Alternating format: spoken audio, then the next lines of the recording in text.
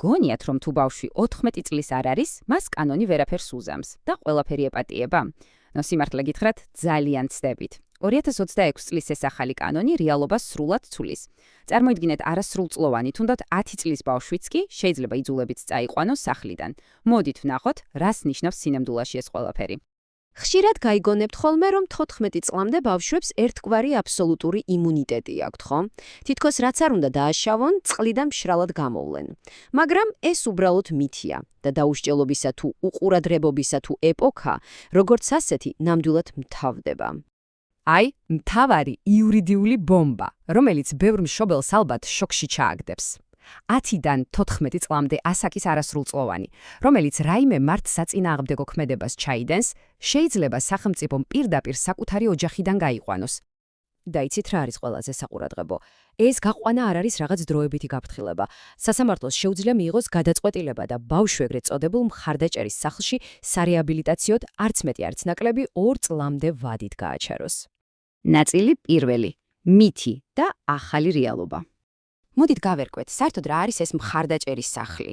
იცით, ბევრს ეგრევე რაღაც კოლონია ან ციხე წარმოუდგენია, მაგრამ სინამდვილეში ეს არის მცირე საოჯახო ტიპის დაწესებულება. ის სპეციალურად ისეა შექმნილი, რომ ბავშვს ჰქონდეს ინტენსიური თერაპიული და საგანმანათლებლო გარემო. ანუ, რომ შევადაროთ, ერთ მხარეს გვაქვს ტრადიციული სადამსჯელო სისტემა, ციხე, საკნები, იზოლაცია და მეორე მხარესა ეს სრულიად ახალი მიდგომა, სადაც მთავარი მიზანი რეაბილიტაცია, საოჯახო გარემოს შექმნა და განათლებაა. თავად კანონშიც შავით თეთრზე წერია და ხაზგასმულია, რომ ეს პროცესი, ციტატას გეტყვით, არ წარმოადგენს მისი დასჯის ღონისძიებას. მარტივად რომ თქვათ, სახელმწიფოს მიზანი ბავშვის დასჯა კი არა, მისი დახმარება და აღდგენითი მართლმსაჯულების განხორციელებაა. ნაწილი მეორე. როგორ ხდება მხარდაჭერის მასხელში გადამისამართება? ახლა ალბათ გაინტერესებთ, ვინ იღებს ამხელა გადაწყვეტილებას. ეს ასე მარტივად ერთი ხელის მოსმით არ ხდება.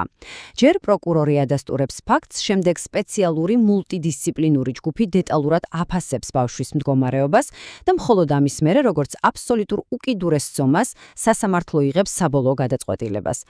რაც შეეხება ვადებს, სასამართლოს თავდაპირველად ბავშვის იქ გაგზავნა 6 თვით შეუძლია.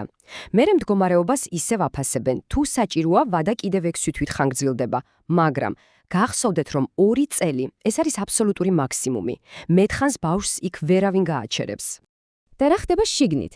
დაწესებულება კანონით არის ვალდებული, რომ ბავშვს შეუქმნეს ყველანაირი პირობა. ეს მოიცავს სამედიცინო და ფსიქოლოგიურ დახმარებას, სკოლის განათლებას, პროფესიული უნარების შესწავლას და, რა თქმა უნდა, სპორტულ თუ კულტურულ აქტივობებს.